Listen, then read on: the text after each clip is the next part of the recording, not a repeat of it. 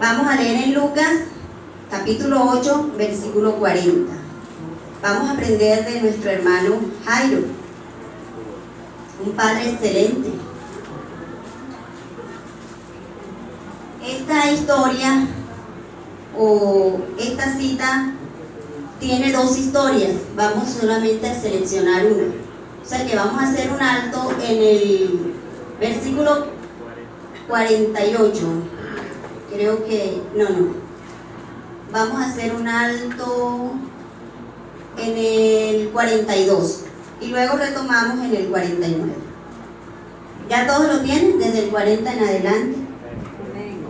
Dice así la palabra del Señor. Vamos a ponernos de pie en reverencia. Cuando volvió Jesús, le recibió la multitud con gozo porque todos le esperaban. Entonces vino un varón llamado Jairo, que era principal de la sinagoga, y postrándose a los pies de Jesús le rogaba que entrase en su casa, porque tenía una hija única, como de 12 años, que se estaba muriendo, y mientras iba, la multitud le oprimía. Pasamos al versículo 49. Estaba hablando aún cuando vino uno de casa del principal de la sinagoga diciendo: tu hija ha muerto, no molestes más al maestro. Oyéndolo Jesús le respondió: no temas, cree solamente y serás salva. Entrando en la casa, no dejó entrar a nadie consigo, sino a Pedro, a Jacobo, a Juan y al padre y a la madre de la niña. Y lloraban todos y hacían lamentación por ella, pero él dijo: no lloréis, no está muerta, sino que duerme. Y se burlaron de él, sabiendo que estaba muerta. Mas él, tomándola de la mano, clamó diciendo: muchacha, levántate. Entonces su espíritu volvió e inmediatamente se levantó, y él mandó que se le diese de comer. Y sus padres estaban atónitos, pero Jesús les mandó que a nadie dijese lo que había sucedido. Amén, pueden sentarse.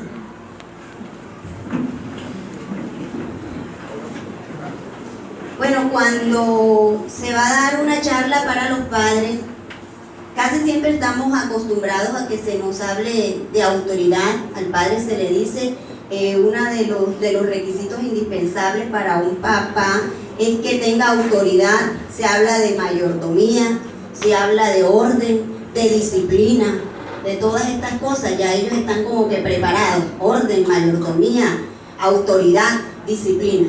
Pero yo hoy les voy a hablar de otras cosas que también son necesarias para un padre en el hogar y que se nos olvida. Entonces, por eso les digo 4 cosas que no debes olvidar. La primera, yo sé que ustedes la han escuchado muchas veces, porque también en charlas para padres es indispensable. Siempre en un hogar cristiano el padre debe tener esta cualidad, pero la voy a nombrar porque no la puedo pasar por ahí. Amén. Y es el sacerdocio. Sé que ya algunos es el sacerdocio. El padre es el sacerdote del hogar. Usted puede ir a la iglesia que sea, puede tener el pastor que sea, pero usted es su pastor en su casa. Usted es el pastor de sus hijos y hasta el pastor de su esposa. Usted es el que tiene que tomar la iniciativa para las cosas que competen a la obra de Dios, para la adoración, para los devocionales, para la enseñanza y para el ejemplo como sacerdote. Amén. Usted debe enseñar a sus hijos a amar y a servir al Señor. Llevar a los hijos a conocer al Padre Celestial. En primer libro de Samuel, capítulo 1, del 3 al 4, nosotros hemos leído muchas veces la historia del Cana, ¿verdad? Ustedes la conocen. Este era un padre que acostumbraba a ir al templo los días o el tiempo que debía ir. O sea, no era que dejaba pasar un año sin ir a la iglesia, sin llevar a su familia, no, él tiempo que le correspondía, él iba, como dice la palabra de Dios, se iba anualmente, y él dice, todos los años iba al templo. Pero él no iba solo, él no iba solo, él llevaba a su esposa, llevaba a sus hijos, llevaba a su mujer e iban juntos a adorar al Señor. Y no solamente esto, sino que les enseñaba que al ir al templo a adorar al Señor debían ir de la forma correcta, debían ir con ofrenda, con adoración al Señor. Y él les daba una parte a cada uno de sus hijos, a su esposa, y a cada uno de sus hijos le daba una parte para que todos llevaran a la casa de Dios, al templo, la adoración, la ofrenda, lo que debían llevar al Señor. Recuerde que la palabra de Dios dice que no nos debemos presentar ante Dios con las manos vacías. Así que él les enseñaba esto a su familia.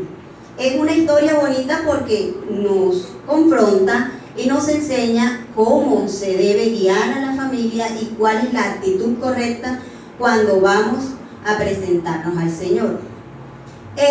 Ahí mismo en Samuel, capítulo 7, del 15 al 17, también vemos a Samuel, cuando ya él estaba encargado del templo, cuando era juez, cuando juzgaba, y ya me pusieron la cita. Bueno, y aquí también vemos cómo lo hacía Samuel, el sacerdote de su casa. Dice, y juzgó Samuel a Israel todo el tiempo que vivió, y todos los años iba y daba vuelta a Betel, a Gilgal y a Mizpa, y juzgaba a Israel en todos estos lugares. Después volvía a Ramá, porque allí estaba su casa, y allí juzgaba a Israel, y edificó allí un altar a Jehová. Miren este sacerdote. Trabajaba, le servía al Señor. Este hombre juzgaba, iba a todas las ciudades que tenía que ir, estaba ejerciendo su labor, pero dice que volvía a su casa, a su hogar. Y no solamente dice eso, sino que dice que allí levantó un altar a Jehová. En su casa había un altar. Que después los hijos crezcan y tomen decisiones y quieran hacer cosas que no les enseñamos, ya ellos tendrán que dar cuenta a Dios, pero nosotros cumplimos, amén. El papá cumplió, el papá tenía un altar, el papá trabajaba, pero iba a su casa y allí adoraba al Señor.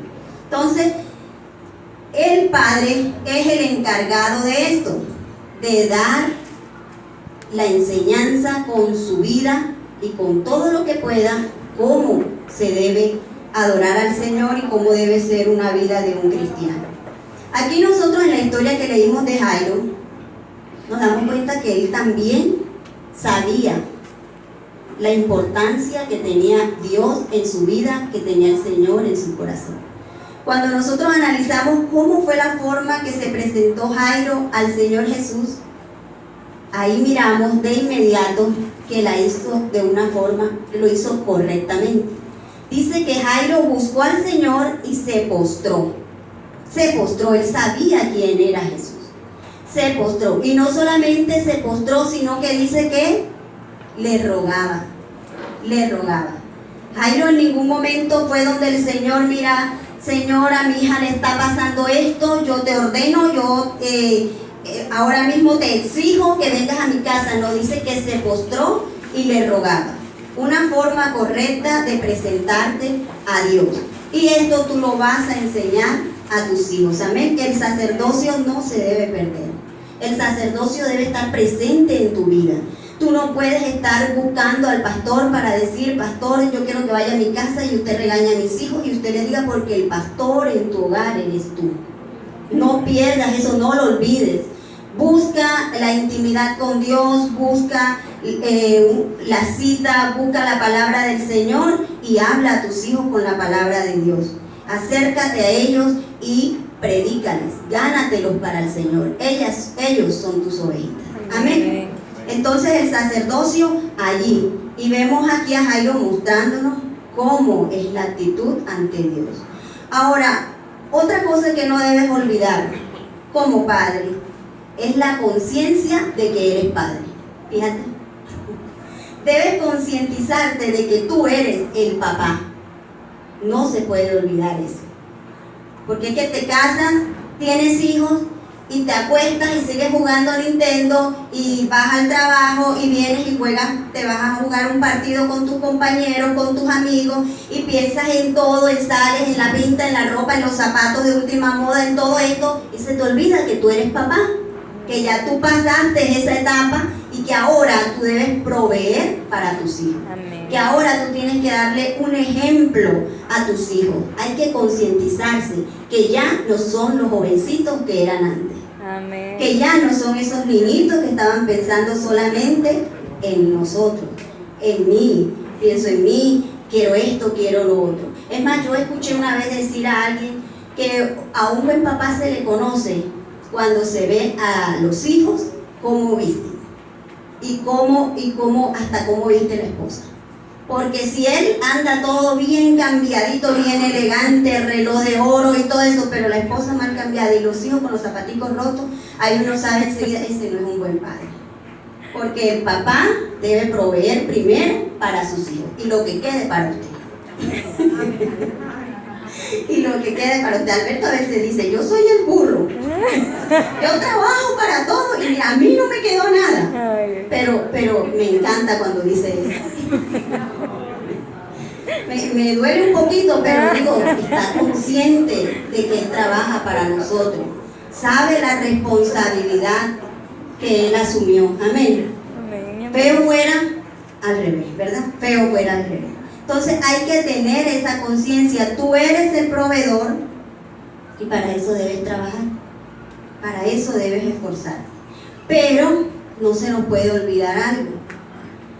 Estemos trabajando donde estemos, o los padres estén trabajando donde estén, en la empresa que estén, en la ocupación que tengan, en la obra de Dios, donde quieran, no se olviden que primero son sus hijos.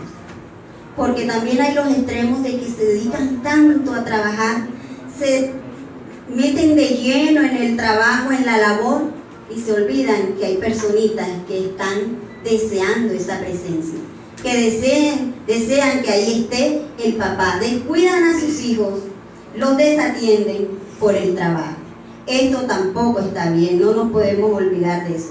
Ante una necesidad, ante una carga, ahí debe estar el papá. Pasó algo en la casa, allí debe estar el papá. No puede decir jamás, un papá debe decir, el niño se enfermó. Bueno, ves, llévalo al médico, busca a la tía, busca al abuelo, busca a fulanito, busca a sutanito, porque yo estoy trabajando. ¿Cómo les parece a ustedes eso? ¿Qué le estamos nosotros enseñando a un hijo? ¿Qué le estamos transmitiendo cuando hacemos de esta forma? ¿Qué nos dice la palabra en Jairo? Dice que Jairo era el principal de la sinagoga. O sea, Jairo tenía un cargo importante. Era como que una figura especial para el culto. Era el encargado del orden del templo. El que estaba encargado de mantener el orden desde que comenzaba hasta que terminaba. Él debía estar en el templo, él era el principal de la sinagoga. Pero ante una necesidad, mi niña se está muriendo, mi niña está enferma, mi niña agoniza, él debía parar el trabajo, él debía hacer un alto. Y dice que él fue a buscar al Señor. No nos dice que fue la mamá. La mamá se quedó con la niña en la casa, pero el papá fue a buscar a aquel que podía sanar, aquel que podía suplir esa necesidad. El segundo libro de Reyes, capítulo 4, del 18 al 20, nosotros conocemos una historia de una mujer que le pidió, ella no le pidió, el profeta le dio un hijo, le dijo, le profetizó, de aquí a tal tiempo tú vas a tener un hijo, porque ella no tenía hijo, ella era estéril. Y le profetizó y esa mujer al tiempo tuvo su hijo, tuvo su bebé. Pero el niño creció y dice la palabra de Dios que se enfermó un día y él estaba con el papá. Estaba el papá trabajando y el niño estaba con él.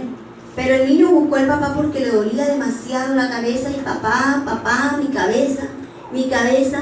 Y esa historia a mí me duele porque él va buscando al papá para que el papá haga algo por él, porque es la figura principal en el hogar, en la casa. ¿Y saben qué dijo este señor? Llamó a un criado y le dijo, llévenselo a su mamá, ella verá qué hace. Prefirió el trabajo, se quedó trabajando y mandó a su hijo que lo llevaran donde la mamá y que ella viera a ver cómo hacía con ese niño. Esto está mal. Hay cosas en la Biblia que nos enseñan a nosotros a ser mejores personas, a imitarlo, pero hay otras donde nos enseñan a que no hagamos esas cosas. Este hombre, ¿cómo va a preferir el trabajo antes que estar pendiente allí de su hijo? Y dice que Jairo dejó su trabajo y fue a buscar a Jesús. Él sabía que él podía sanarlo. Él no fue, o el deseo de él no era estar en el templo en ese momento. Yo creo que él habrá colocado a otra persona. Ahora no es la necesidad, mi presencia no es la necesidad primaria en el templo. Ahora mi necesidad o mi deseo es que Jesús entre a mi casa. Y eso tenemos que mirarlo y tenerlo en cuenta siempre. Que Jesús esté en nuestra casa y que nuestros hijos estén por encima del trabajo. Porque cuando tú te metes de lleno y no tienes nada que ver con ellos, y tú le puedes decir, mira, yo aquí estoy trabajando todas las 24 horas del día, es por ti, tú le puedes decir eso. Estoy trabajando por ti las 24 horas del día y yo me canso, es por ti, me asoleo, es por ti, y hago todo, es por ti. Pero cuando él ve que nunca estás con él, ese mensaje no le queda a él en el corazón. El mensaje que le queda a él en el corazón es que tú prefieres al trabajo que a él. Es que tú te deleitas más allá que acá. Y nosotros tenemos que hacernos como niños muchas veces. Porque decimos, él me entiende. Yo creo que él entiende lo que yo estoy tratando de decirle, y no, el niño no entiende lo que tú le estás diciendo. El niño más aprende con lo que ve que con lo que tú le hablas.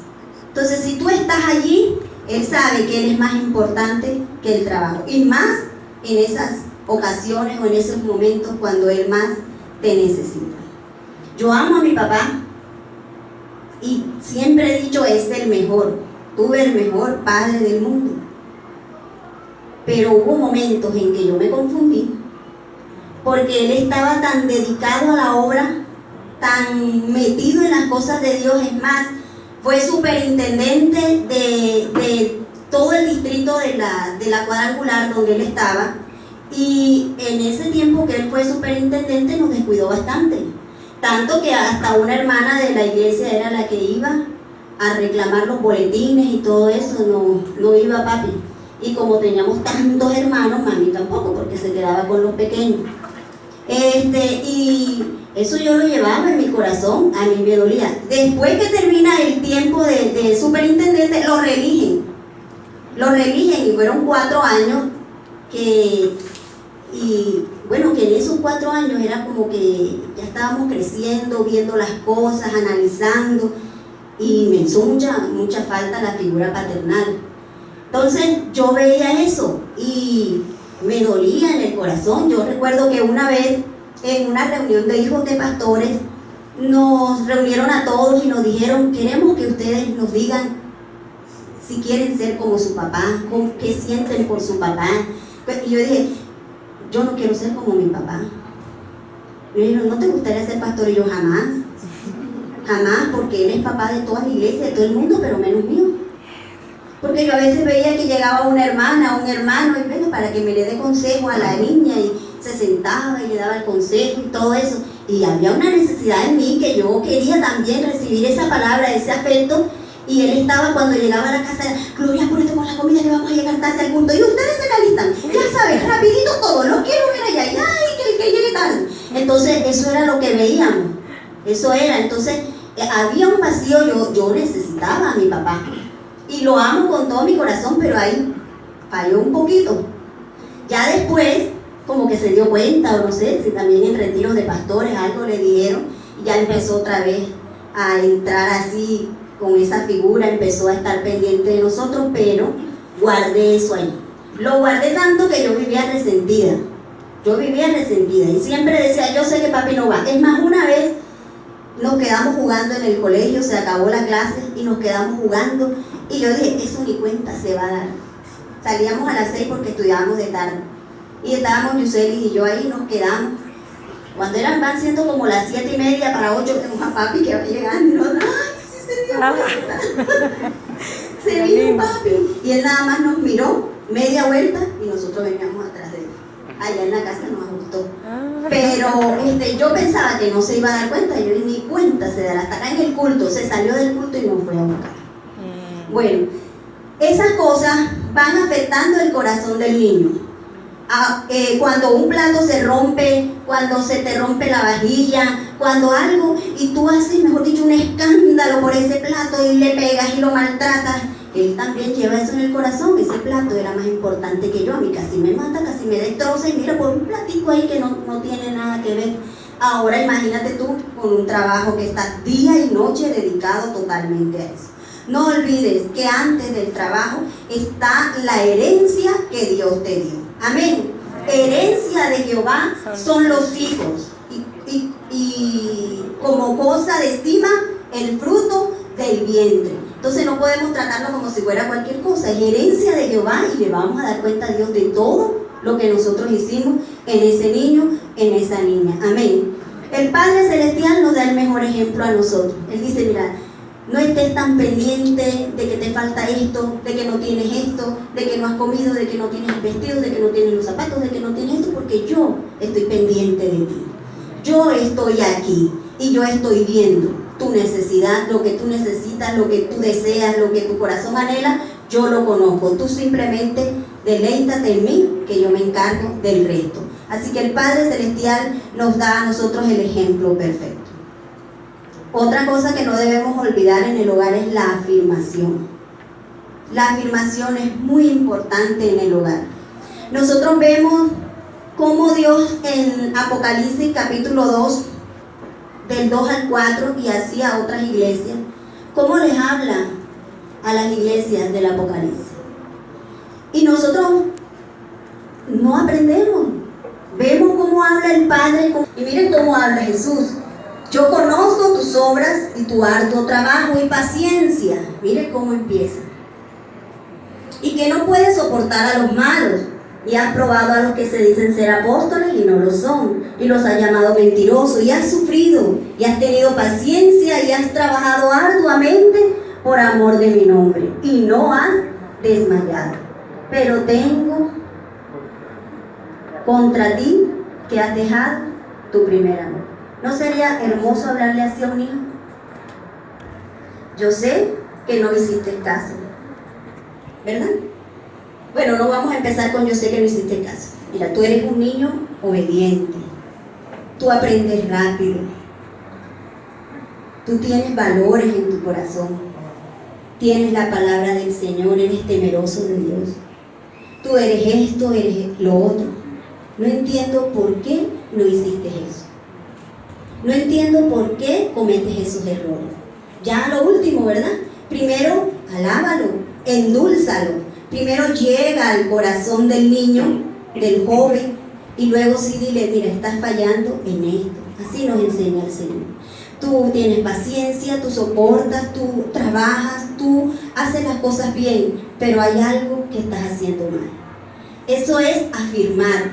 Afirmar es primero darle un reconocimiento. O afirmar es reconocer, exaltar, ver las virtudes, las cualidades, es mostrar a aquella persona lo importante que es. Y Dios nos enseña a afirmar. ¿Qué dice también la palabra del Señor? Si entresacares lo precioso de lo vil, serás como mi boca. ¿Saben qué es entresacar lo precioso de lo vil? Está lleno de muchas cosas malas. Sobre todo los jovencitos tienen muchas cosas malas, pero hay algo bueno. Búscalo y empieza hablando por eso bueno que tiene tu hijo, por eso que hace bien tu hijo, y tú vas a ver cómo tu hijo va a recibir más la enseñanza, cómo la va a llevar a su corazón, porque hablaste de manera diferente. A nosotros a veces nos ha pasado, Alberto es bastante fuerte y a veces les exige el orden, les exige esto, les exige lo otro. Pero recuerdo una vez que él se metió al cuarto con las niñas y empezó a hablarles de otra forma. Le empezó a hablar y abrió su corazón y empezó a decirle, no estaba ahí, no sé cómo les habrá dicho. Pero cuando salió de ahí, sobre todo Camila, me llega donde estoy y me dice, mami, papi casi me hace llorar. Y yo, ¿y eso por qué? Tú vieras cómo me hablaba, mami. ¿Será que papi le está pasando algo? Y me dice, mami, yo voy a cambiar, yo no quiero ver a papi así. O sea, habló con una ternura que eso le llegó tanto al corazón que desde ahí ella empezó a corregir esa falla que estaba teniendo.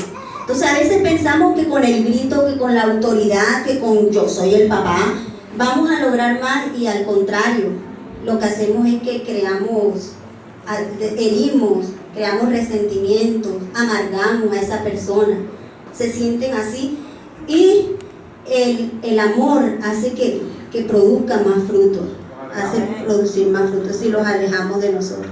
Entonces no veamos tanto las fallas, los errores, las limitaciones, seamos como hace el Señor, amén. Pero ya que estamos hablando de esto, me vino a la mente ahora mismo. Nos llamaron, Alberto viajó para Bucaramanga y nos llamaron que teníamos que ir, iban a hablar algo de Esteban, al colegio.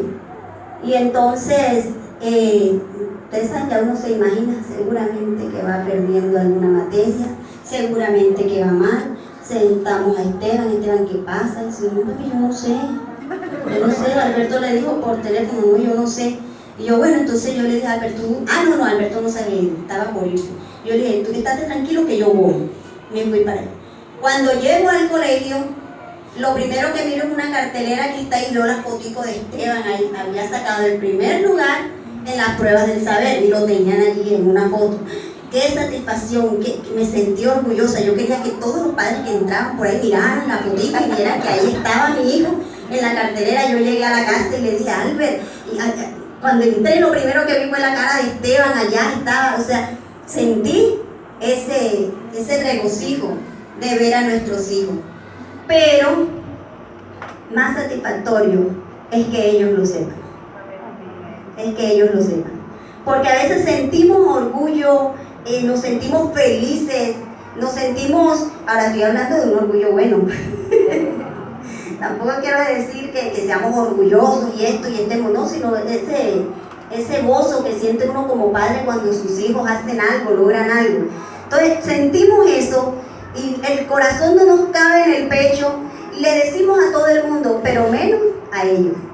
Ellos ni se enteran de lo que nosotros sentimos en el corazón. Hay que acercarnos a ellos cuando ellos logren cosas, cuando ellos alcancen metas, y mirarlos a los ojos y decir, hijo, estoy feliz, estoy orgulloso, me has hecho el padre más feliz del universo.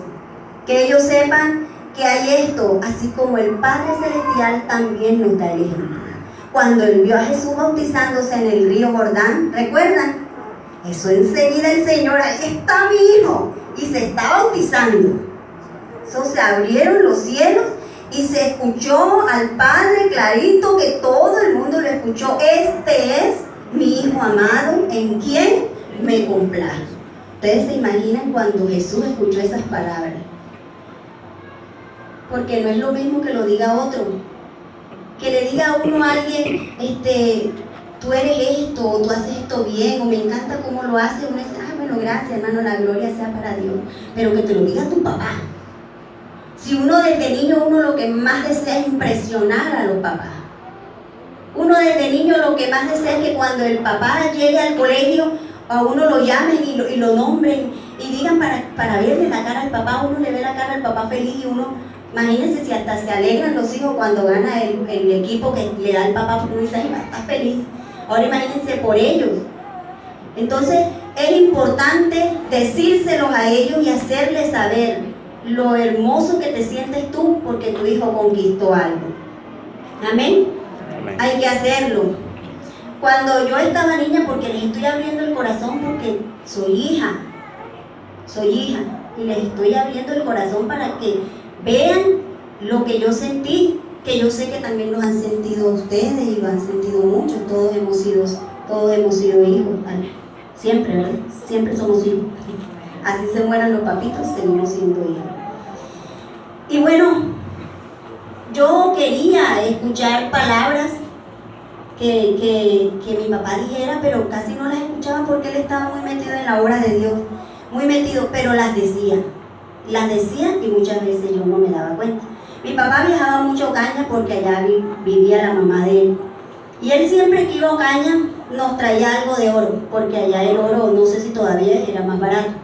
Entonces nos traía que la pulserita, que la cadenita, que un anillito, siempre nos traía algo de oro, a Yuseli y a mí. Entonces nos decía, miren, les traje esto. Ya nosotros sabíamos que papi nos iba a traer algo de oro cuando él venía de Ocaña. Pero un día yo me puse mi pulserita y estaba hablando con varios jovencitos de la iglesia y escucho cuando mi papá le dice a mami, Liliana es morenita, pero le luce más el oro que a Yuseli. Eso para mí fue más hermoso cuando yo escuché eso. Liliana es morenita, pero le luce más el oro que a Yuseli. Dios mío, yo sentí que ese día, o sea, yo no cabía en mí misma de que mi papá hubiera dicho algo así. Y ustedes me dirán, pero eso no es nada, eso es...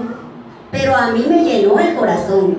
Saber que él veía algo hermoso en mí, saber que él tenía algo que hablar de mí bonito, a mí me llenó el corazón. Y yo me puse feliz, y yo entonces no me quitaba esa pulserita, no me quitaba nada, y yo decía, fíjense que hasta el sol de hoy yo no uso plata, a mí no me gusta la plata.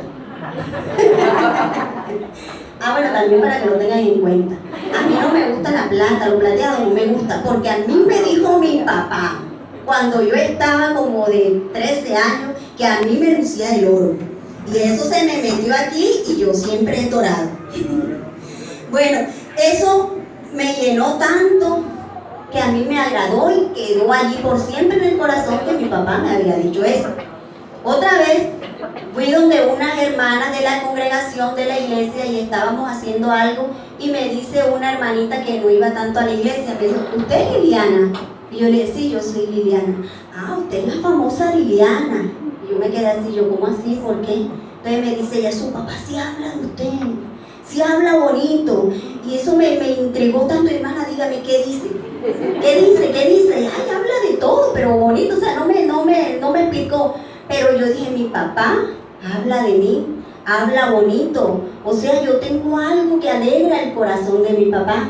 Hay algo en mí que despierta en él cosas bonitas. Y cuando me casé, yo me fui con Alberto para Bogotá.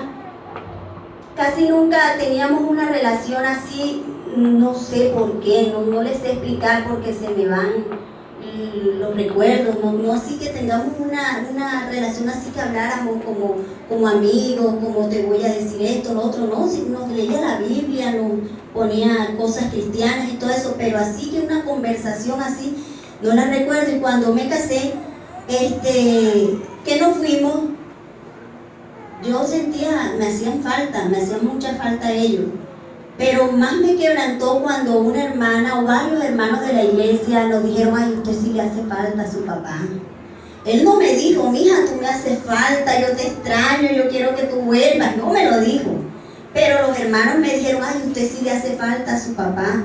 Él habla desde el púlpito de usted y esto. Y eso a mí me llevó tanto, que yo cogí el teléfono y lo llamé y le dije, papi, yo lo quiero mucho. Yo nunca le había dicho a mi papá, lo quiero mucho. Nunca yo decía, papi, deme para esto, papi, necesito esto, papi, esto, pero nunca había tenido palabras hermosas así con él. No sé qué había ahí, pero el día que me casé, yo le pude decir a él, papi, yo lo quiero mucho, se rompió algo, que de ahí en adelante, cada vez que hablamos, la terminación es, papi, cuídese, yo lo quiero mucho. Y hay algo en él que ha cambiado también, porque él antes era muy así con Yuseli, y yo me sentía así como un poquito apartadita porque Yuseli era muy pechichona, muy consentida, era menor que yo, entonces era como la más consentida.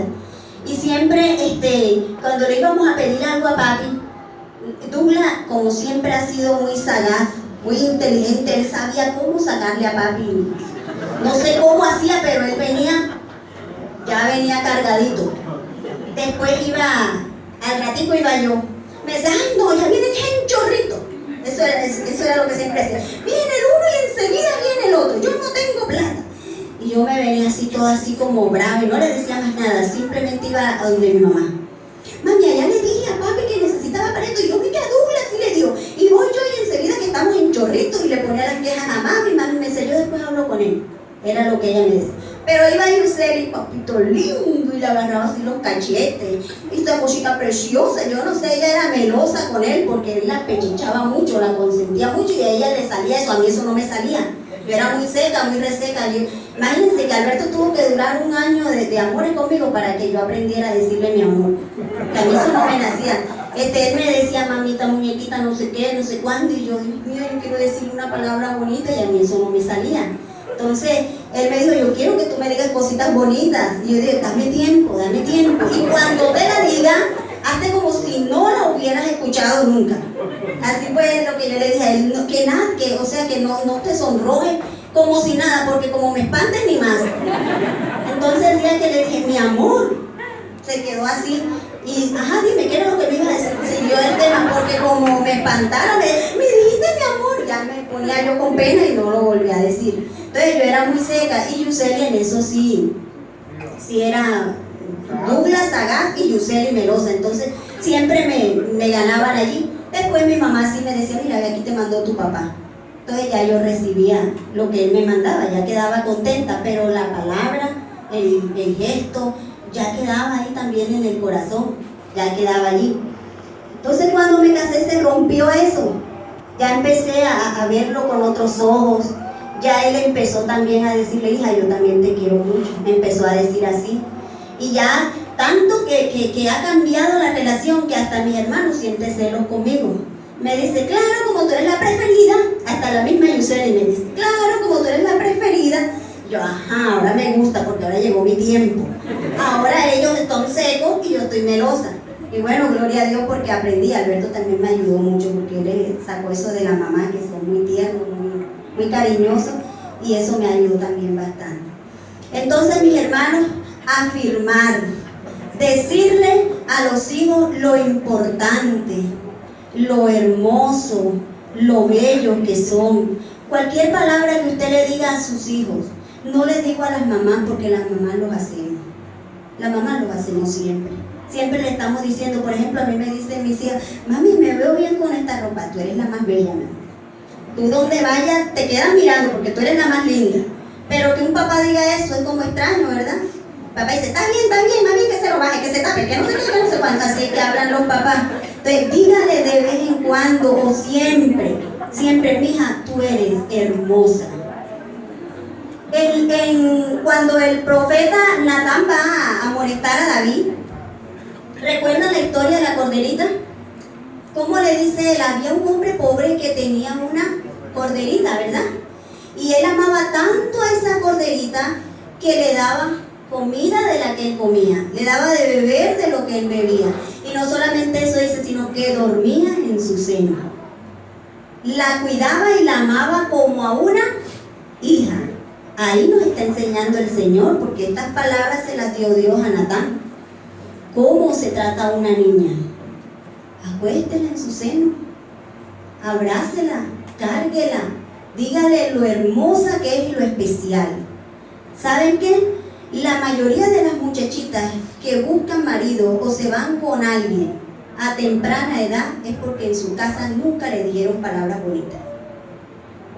Y tengan esto en cuenta, en su casa no le dijeron. Entonces llegó un hombre malo, perverso, como dice la Biblia, que tiene blanduras de lengua, y le dijo, pero tú eres hermosa, pero tú eres linda, tienes esto, yo te amo. Ve, esa niña, como no estaba acostumbrada a esas palabras, eso le llegó al corazón, eso la enamoró. Así fuera un viejo mayor que su papá, esas palabras le llegaron tanto que ella se enamoró enseguida.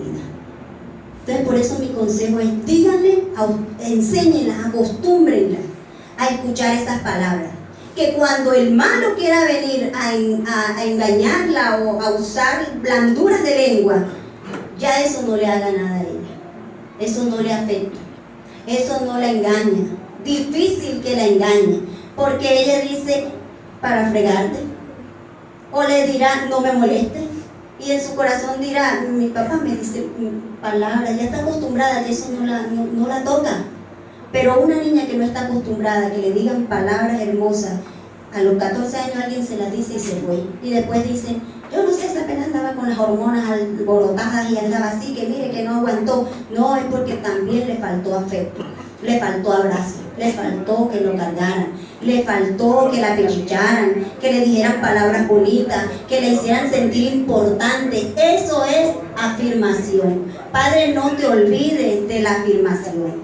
Afirma a tus hijos, dales todo el afecto que puedas, ámalos, disfrútalos, cárgalos, apechíchalos, porque eso ellos lo van a desear cuando se vayan de la casa.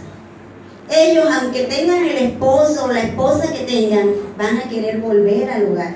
No es más bonito que un hijo se vaya y desee estar en el hogar, pero qué feo que un hijo se vaya porque no quiere saber más nada del hogar. Eso sí es feo. Entonces hay que disfrutarlo y hay que estar con ellos siempre. Amén. Darles ese afecto, hablarles como Dios quiere que nosotros le hablemos y que ellos escuchen esas palabras que desean escuchar del papá.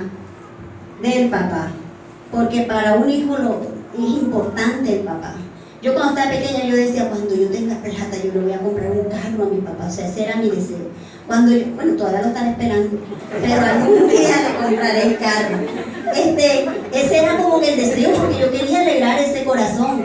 Ahora imagínense si usted tiene esa amistad y esa ternura con sus hijos, ¿qué no deseará ese hijo hacer con usted? Amén. Otra cosa que no podemos olvidar es la intimidad y la privacidad del hogar. No lo olvidemos porque también es importante. ¿Qué pasó ya cuando termina la historia en Lucas? Cuando termina la historia con Jairo. Dice, desde el 51, dice, entrando en la casa no dejó entrar a nadie consigo, sino a Pedro, a Jacobo, a Juan y al padre y a la madre de la niña. Y lloraban todos y hacían lamentación por ella, pero él les dijo, no lloréis, no está muerta, sino que duerme. Y se burlaban de él sabiendo que estaba muerta.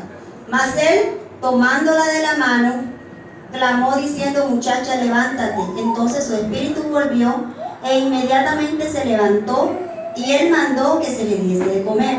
Y sus padres estaban atónitos, pero Jesús les mandó que a nadie dijese lo que había sucedido. Lo que pasó en la casa se queda en la casa. Privacidad. Amén. Padres, aprendamos a tener intimidad con nuestros hijos. En Mateo 6 el Señor también nos enseña. El Señor Jesús nos da el ejemplo. Cuando vayas a orar, cuando vayas a hablar conmigo, nos dice el Señor Jesús, cuando vayas a orar con el Padre, ¿qué dice? Entra a tu cuarto, cierra la puerta y habla conmigo en secreto. Hablemos aquí contigo. Y después verá todo el mundo la recompensa de lo que hablamos aquí en secreto.